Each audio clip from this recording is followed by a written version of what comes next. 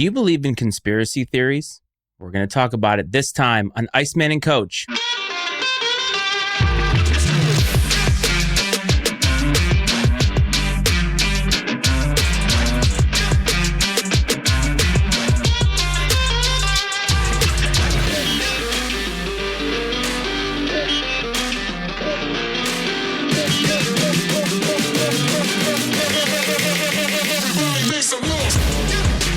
What is up, everyone? Welcome to Iceman and Coach. It is the Iceman, Matt Freites. No Brad Powell this week. We're trying a little different things here. We want to get more content out to you without waiting for both of us to be available. Hopefully, Brad can do that for us in the future. But as always, I'm the Iceman, Matt Freites, and I want to welcome you back. It's been a minute. There's a lot happening in the world of sports. There's a lot happening, and I want to talk about it because, to me, the stuff that happens in between the lines, the stuff that happens outside of, let's say, the results of these sports, that's always been more meaningful to me. And I think that the NBA right now is an interesting case study in this because they've had a very interesting week. Actually, they've had a very interesting couple of months. So in the NBA, I think it's fair to say that there are star players, and that these star players, I think they really drive the market, they drive success, and the NBA economy and just the hype around the NBA really revolves around these players. And every time we get close to an off season, every time a team gets eliminated from the playoffs, I feel like the next thing is, where is this player going to go? If it's a player that's been there long enough, we generally start asking the question of why are they staying? When are they going to go? Are they going to want to go?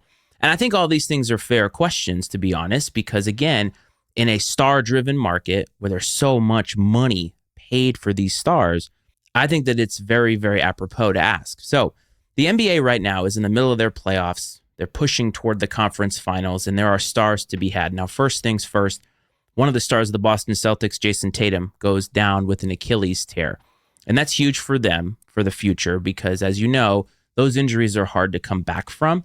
Even as young as he is, I think he's 26, really difficult to come back from, especially when that is your star player. We've certainly seen players do that before. We've seen it from Klay Thompson. I would say that Klay Thompson wasn't the same player when he came back. But either way, the Celtics are trying to navigate this new landscape, and it's going to be interesting. But that's not really the player everybody is talking about. The player everybody is talking about is Giannis Antetokounmpo of the Milwaukee Bucks. Giannis is interesting because he, I think, kind of came out of nowhere based off of the status of where he was selected in the draft. I think at the time, most people felt it was a wasted pick. Keep in mind, he was drafted all the way back in 2013, and he started to ascend and get better and better. The Bucks also started to build a team around this talent that they were seeing. And finally, they got over the hump in 2021, won the NBA title, and it seemed like his ascension had finally crescendoed. He won that title, and the monkey was off of his back as to when is he going to win, why hasn't he won? And the NBA, and honestly professional sports in general, are just such a fickle monster because now, 4 years later, we're wondering, why can't he win again? And I think the pressure is building. They've tried, Milwaukee, they've tried to give him stars. They've tried to give him money. They want to make him happy. And again, in a star-driven market, much of that makes sense. But now that we're 4 years removed from this title, which in today's NBA is a lifetime, especially when you think how few teams have actually won the NBA title over the last 20 years, I think it's fair for Giannis to start looking at his career. And he's looking at being 30 years old, which objectively is young. But in the NBA, when stars come in and they're so much younger now and how much tread they have before they even get to the NBA, I think that 30 starts to look a little bit differently. However, the only person who seems to be immune to that is LeBron. So I don't think we can include him in this sample. But Giannis has a lot of miles. And Giannis has a lot of hard miles because he plays a very, very physical type of basketball. And it's a type of basketball that is athletic, it's physical, and it's successful. But at this point, if you're a team who'd like to acquire Giannis, you have to ask the question of yourself, should you or do you want to pay what is going to have to be paid, not just to get him, but also to keep him when we know that maybe he's getting closer to the decline than he is to his peak. And Giannis, another failed attempt to make it out of the first round in the playoffs, Dame Lillard goes down with a horrific injury, that team is lost. That franchise is lost now. I think that their window with Giannis and what they tried to build closed a couple of years ago. They've switched coaches. They've tried things. Just hasn't worked. And recently, I think last week, Giannis sort of made it known that he is open to exploring new options. This is interesting from an on-the-court perspective, of course, because now you're looking at the NBA draft coming up. You're looking at teams that can afford to give up assets to get Giannis. Which teams make sense in terms of fit? I think that there's a finite amount of teams that make sense. I think that there is a finite amount of teams that not only make sense, but make sense in terms of they could win now by adding Giannis. And I mean adding Giannis in whatever time period is left of his prime. Whatever we're going to get from here on forward of this current version of Giannis, although this current version of Giannis has been sort of plagued with injury. So that is on the table. But I want to talk about it in a different manner, because while we could say, will the Heat be better? Will the Warriors be better? It fascinates me more to look at loyalty in sports. We talked at the top of the show about tanking, and we're going to get to that in a minute, but let's talk about loyalty. Giannis has been one of the most loyal players in the NBA, and ironically, plays on a team now with the second most, or maybe the first most loyal player in Damian Lillard. Both of these guys right this second, or at least up until this point, have probably been known more for staying with a team longer than maybe they should have. Loyalty in sports has dwindled over the years. And the reason being is because winning becomes more important. And the reason being is because there's so much money involved in keeping these teams intact. And so when you think about these players and how their windows can be short, and these players who make a lot of money and care as much as Giannis does want to win so badly, we start to ask the question in terms of fandom and in terms of the pundits of, why aren't they leaving? I think it's a completely fair question to ask. And that's where I think it becomes tough, because Giannis is doing a good thing by being loyal to Milwaukee, which is a market that a lot of players aren't necessarily gravitating toward or magnetized toward right away. But I think now we can start to look at his career and ask, has his window sort of shut or become a lot more closed because he's waited this long? You could make that argument about Damian Lillard, how he stayed in Portland way too long. Maybe could have gone to a contender, really contributed, and won an NBA title. And so the horizon for Giannis is very murky because he has stayed so long. And the other question becomes, how do we look at Giannis's legacy if he leaves and doesn't win a title? Does he get credit for staying and being with an organization that really did a lot of good for him, put him on the map, drafted him when nobody else thought he'd be drafted, things like this? I think that there is merit to that. I think that we should give him props for that. But I believe that if you're a Milwaukee Bucks fan right now, that one championship isn't enough if he leaves. You wanted more. And I think the ceiling was higher for this franchise, for this team. And when you think about the peak of what Giannis was capable of and what he has done, yeah, I can understand them wanting more. But I don't think he should be vilified for wanting to leave, because I don't think that he wants to leave the city of Milwaukee. I think that he wants to leave the team because he wants to win, because he's looking at the rest of his career and he's thinking, yes, I've won one title. It felt great. I want to win another one. And so that's where he is now. If you go to baseball, we talk about loyalty. Mike Trout, very similar situation, although he's a little bit further in his ascension or his decline than I think we want to admit. But Mike Trout, for a period of 7 or 8 years, was the best player in baseball, bar none. And I think today, if he retired 5 years from now, he will be in the Hall of Fame. He has been with the Anaheim Angels his whole career, signed not one, but 2 big contracts, or at least an extension. And I think that many people are looking at him now and questioning whether he did the right thing. They're not only questioning whether he did the right thing, they're questioning his motives as a player. And that's, I think, where I say it's unfair to Giannis to do that, because he has dedicated so much and that team has won. They've reached the mountaintop. The Angels have been a laughingstock. And keep in mind, they've not only had prime Mike Trout, but they had Shohei Ohtani as well. And what did they get for that? Mike Trout has 9 playoff at-bats, plate appearances. That's insane. For a player of his caliber, who again will be a Hall of Famer, for him to have just 9 playoff at-bats is criminal. It really is. They've never been good. Their team always seems to be lacking something, while Mike Trout consistently year over year over year would perform. And I think Mike Trout is a cautionary tale because I believe that you can kind of question what his motives are. And again, his motives don't have to be winning.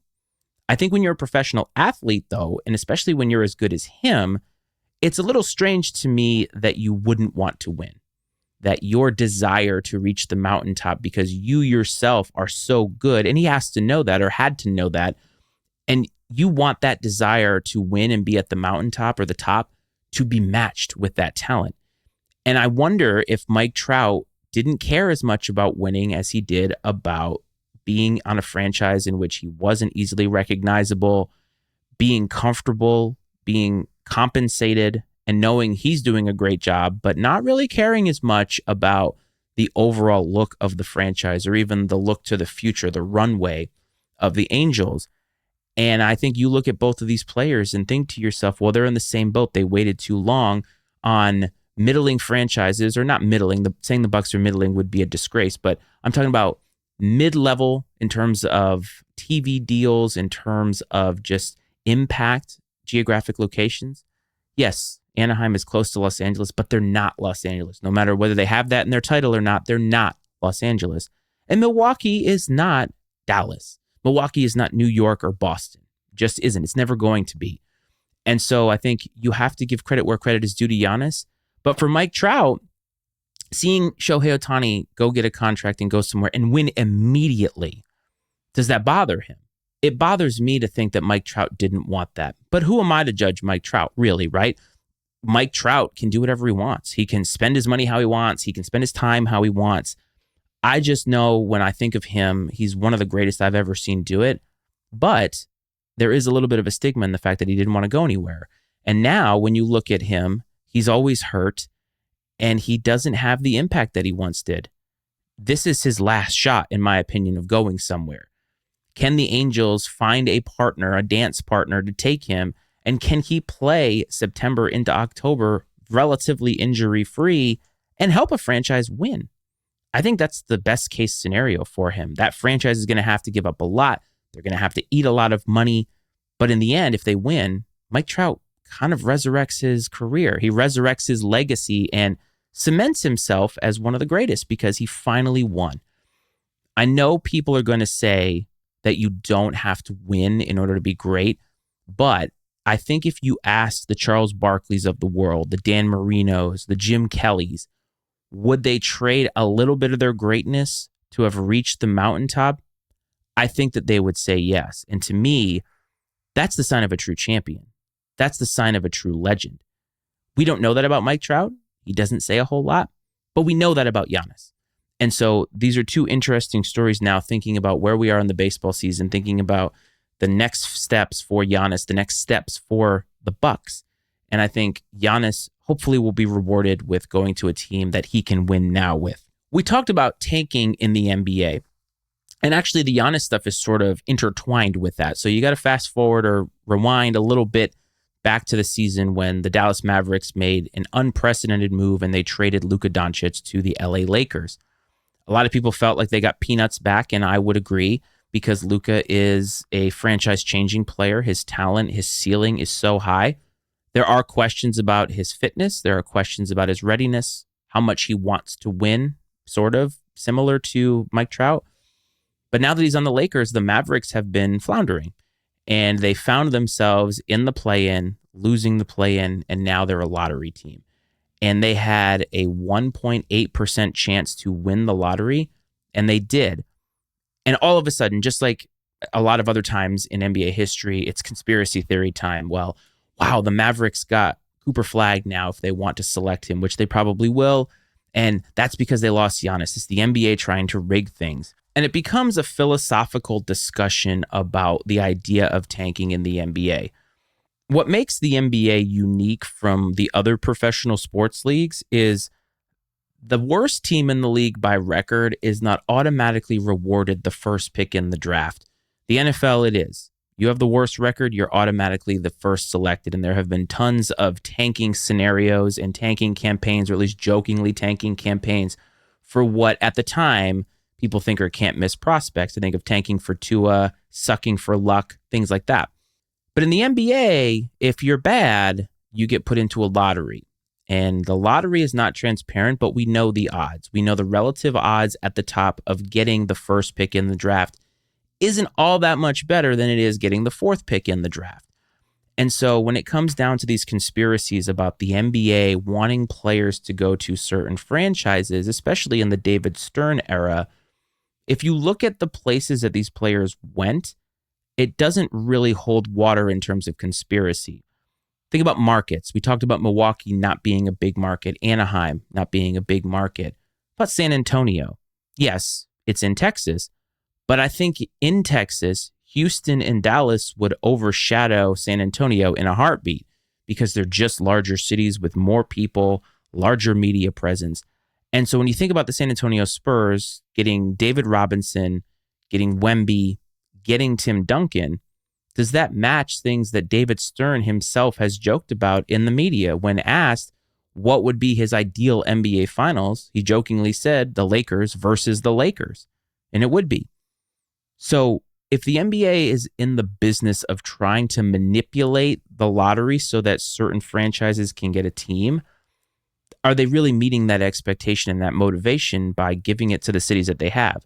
LeBron to Cleveland definitely felt kind of conspiracy theory-ish, but it made sense only because he was from there. So it's not as if that was out of bounds in terms of fixing things. But if you think about teams being bad, and in order to make the lottery, in order to even be eligible for this minute chance of getting the first pick, you have to be bad. And sometimes teams are bad outside of the talent that they have. Injuries play a huge factor in this. For the Mavericks, Kyrie Irving going down with another gruesome injury. Did the NBA do that? I would say no. I think that you could make an argument that teams maybe would pull back when they are losing bad enough that they wouldn't want to keep their starters out for longer. They'd want to save their talent. Something to be said about that for sure. But again, unlike the NFL, they are not automatically gifted this pick. And so teams could tank, but they could tank for a reward of still being bad. Because if you look historically at, let's say, the number one picks in the draft, how many of them have been truly franchise-changing players, especially in the last 10 years? Not many. And now in the NBA, players come out and they're younger and younger. They are not a 4-year starting senior. Tim Duncan was on a different level because of the amount of experience that he had. His talent was high too, but the amount of experience that he had was different.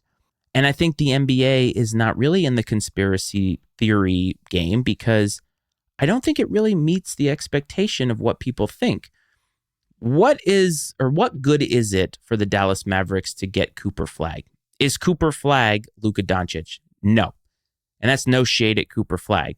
He's probably going to be fine. Keep in mind, he's 19 years old, so selecting him with the first pick in the draft is probably not going to get you a championship right now. Trading for Giannis might. And that's kind of the element of tanking that I think is most fascinating. I don't know if, let's say, the Dallas Mavericks or any of these other teams that were bad knew Giannis would be available.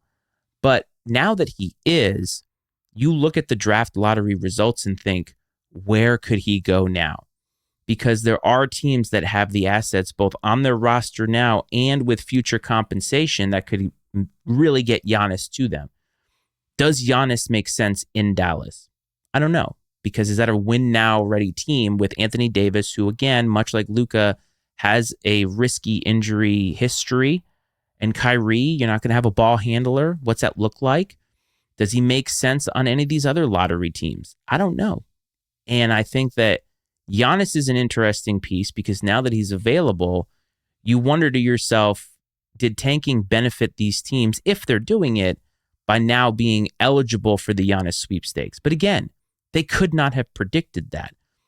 Every so often these off seasons, we talk about where these big names are going to go. Remember, think it was the Washington Wizards who did all these trades, made all these really fun financial moves to make themselves able to sign KD to a max deal. And ultimately, it just didn't matter. Those moves are a little bit different. You're hopeful if a guy becomes a free agent. But in terms of this, having the capital to be able to trade for a guy like Giannis, how can you predict that? How can you predict he'll be available? You might accumulate all of these assets through this conspiracy theory and say, well, you know what? I can't get what I don't ask for. Let me go ahead and call it in. You make the call to the Milwaukee Bucks and you find out whether it's feasible or not. I just don't think that it's planned. And I don't think that the NBA could sustain manipulating all of these drafts, because if they did, a lot of these teams would be better. The Cleveland Cavaliers are better, not because Evan Mobley was drafted where he was, but because they have a bunch of pieces. And by the way, ended up getting Donovan Mitchell, who was a Utah Jazz. It's not as if all of that happened because the Cleveland Cavaliers were bad enough. Yeah, they've been very lucky to get some number one picks, but how many of those have really, really panned out? Even the San Antonio Spurs, David Robinson, Tim Duncan, those two players were NBA ready. Wemby, we all know, has a high ceiling. Going to take a little bit. He has a grace period. And not only that, but he has the deep vein thrombosis, and we don't know what that's going to look like. But you get my point. So I don't think the NBA is in the business of conspiracy, of manipulating the draft. I think it was laughable that the Mavericks got it just because Nico got raked over the coals for what I would consider a bad trade of Luka Doncic. He could have asked for more. Now, do the Dallas Maverick fans care if they get Cooper Flag? Is that a good enough consolation prize? No clue. Would they rather lose with Luka than win without him? Also don't know. But in certain markets, having that star player matters. That's why I think it's going to crush Milwaukee if he ends up getting traded, because now Milwaukee doesn't have that star that they can align themselves with. And there is something to that. There is something to fans of a city, of a team, having a beacon of hope. And for them, Giannis is that. If the Mavericks draft Cooper Flag, is he a real beacon of hope? Can you get the same productivity, the same ceiling that you did out of Luka? I don't know. It might be unfair to Cooper Flag to even try to extrapolate whether he's going to be that good. I don't think he is. I think he's going to be fine. I think he has a high ceiling. But again, 19. Can take some time. Probably can't win now with him. But is that a consolation prize? Or is it a better consolation prize for the Dallas Maverick fans to scrap the number one pick, even though you got super lucky getting it, but take that fortune, try to get Giannis, try to have that beacon of hope again, that star. Doesn't matter how long it lasts. Having it is better than not having it. Be interesting to see how all of this plays out this offseason, especially when the draft comes up. Maybe we'll cover it here, but I like thinking about this because everybody's been talking about it, and it has been an interesting week for the NBA. Let's move to something that is familiar to all of us. We talked about NIL before, but there is a tinge of political activity involved in this, and I just want to say out front, by mentioning our president, it's not meant to make this political. He just happens to be a person involved in this story, but I want to talk about it in terms of the global idea of NIL.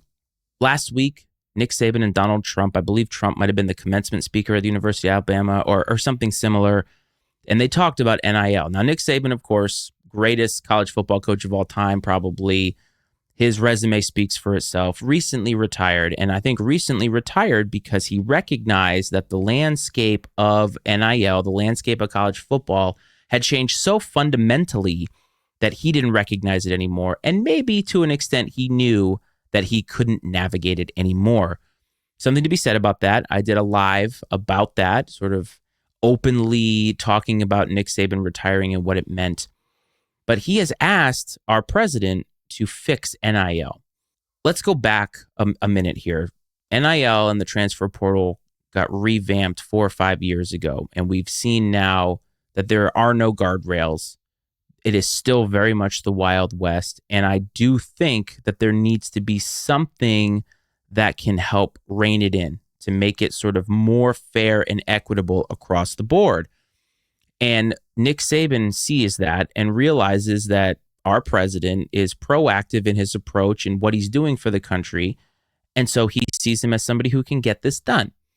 The government has been involved in NIL before, and they really haven't been the best decision makers when it comes to it, outside of saying that the players need to get paid. But now that you want to rein it in, it gets to the question of how do you do that? How do you do that in a way that keeps to the fundamentals of what NIL is all about, that these players have some compensation for what they're giving to the university, and not just the star players, all of the players. But how do you get out of this new model where players like the quarterback Nico from the University of Tennessee are asking for more money before they've even finished their first season? And how do you get out of the idea of all of these transfer kids saying, well, if I don't play, I'm not staying here? There's no compensation for the team that loses anybody. But there's also really not as much leverage in a player staying or leaving as I think they thought. If you go to a team and say, I'm leaving if you don't pay me, a lot of these big time programs like Tennessee or even Alabama, for instance, they'll have talent walk through the door. No problem. There'll be no problem getting somebody else to fill those shoes. So how does the government fix this? No idea. But what I do fear is that what a lot of people want is a fix that goes against why we did this in the first place.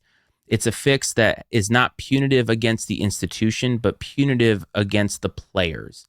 And the players are the ones really making the money, especially the star ones. They go out on that field and they deliver and they bring national championships. They bring eyeballs on the product, and they should be compensated for what they bring, no doubt.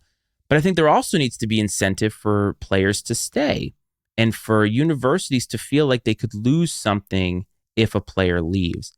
I think that comes more down to basketball in a way. If you think about the mid-major level, let's take the Bradley Braves, for instance. If they have a guy who has a great season, and let's say they make the NCAA tournament and they have a great season by every measure, there's a higher team at the Power 5 or Power 4 level who will want to come poach that player. And they will come poach that player. They will 100% pay him more to have him come. Does it mean he's going to ascend and be better? Not necessarily. It just means that there is a paycheck to be had. What does Bradley get when that happens? Absolutely nothing. Yes, they will get more talent to come in, but if they get a similarly talented player to come in behind that person leaving, they're going to lose that person too, unless they're a senior and they're graduating, but they will lose that player. And they should get something. In football, we're now seeing spring games go away because of the fact that if a second string or third string guy balls out in a spring game, he's gone because somebody looks at him and says, oh, we're going to go get that guy. We're going to put him in the transfer portal. He's going to put himself in the transfer portal. And all of that needs to be addressed. All of it needs to be addressed in sticking with the deal's a deal. Like the players are getting paid now, but how do you do it? I don't know if a salary cap works because I was listening to Bomani Jones the other day and we already had that. There was a $0 salary cap. And that didn't do a whole lot because players were getting paid under the table. People were lying. So if you put a $30 million salary cap on NIL, isn't that the same thing? It's just more money now. So now we see money flying out in front of our face, but you're still going to have money behind the closed doors. That's not going to fix anything. The players still should be able to command money that they want, and they should be treated fairly and compensated fairly for that. But I also think the university should get something if and when they lose somebody. Doesn't matter what level. There should be some type of compensation that the receiving university has to pay. Is the government the right people to do that? I don't think so. First of all, I don't think that it meets the standard of what the federal government should be getting into. It was one thing when it went to the Supreme Court because in court it had gone up the ladder. The Supreme Court has a job to do. They did their job. They made their statement. Boom, here we are. But where's the NCAA in all of this? Why is the NCAA so quiet when it comes to these sanctions, so quiet when it comes to these guardrails? It's because they're cowards. It's because they have no real power. But that's who should be handling this problem, not the federal government. And again, no shade on our president, no shade on Congress, but they have bigger fish to fry than figuring out NIL for college football. And the other ironic part is Nick Saban being the advocate for this when he was the recipient of a lot of transfer portal signees and so much in terms of resources, he's speaking up for the little guy. I find that interesting and also somewhat hypocritical because, as we said, while he maybe didn't say it directly, the landscape of NIL in college football had a lot to do with why he's no longer a head coach, why he retired. He's talked about that, how he wanted to change young men. And there is sort of a naivety to thinking that the amateurism still exists in this sport.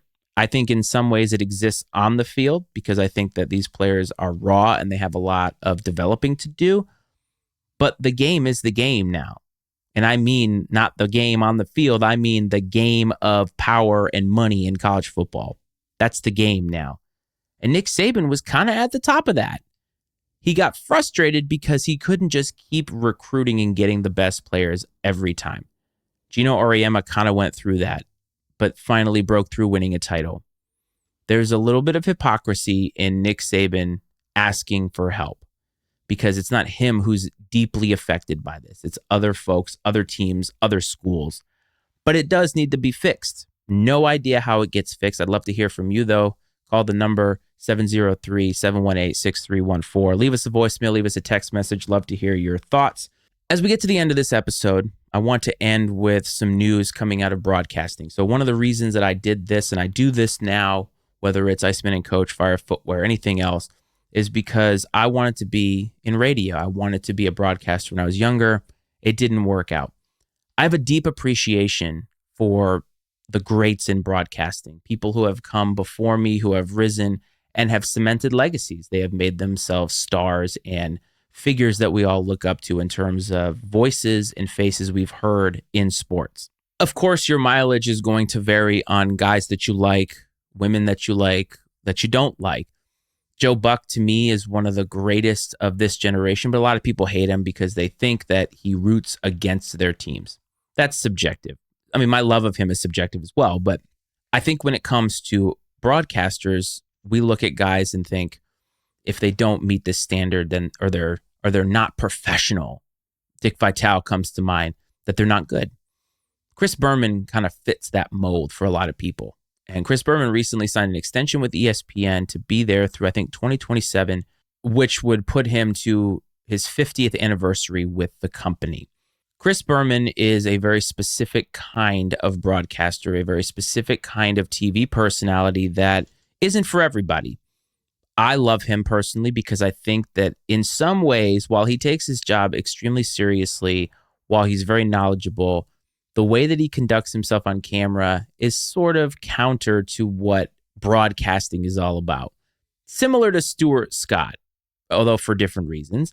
But Chris Berman, with the names, with the whoop, and just his general back, while it can be laid on a little thick, he, in my mind, is worthy of the extension and worthy of praise that he should get for being at a company as long as he has and for being in the spotlight for as long as he has.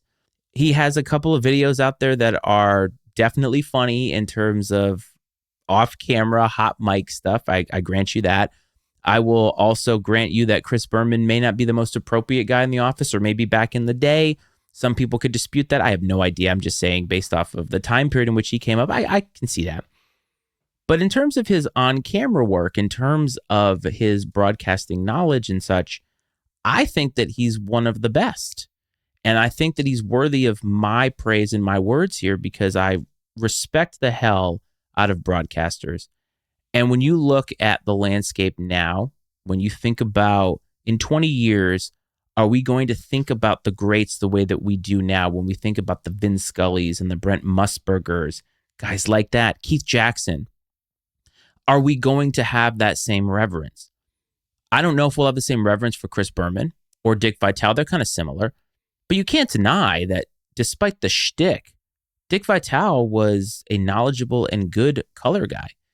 You felt educated when you listened to him. And Chris Berman is kind of the same way. It was an entertaining and different way to do it, but that's why him and Tom Jackson were so great, because Tom Jackson would put up with his shit and know I'm the serious guy, the straight man, and Chris Berman is my guy who's going to do all the voices, do all the names, stuff like that.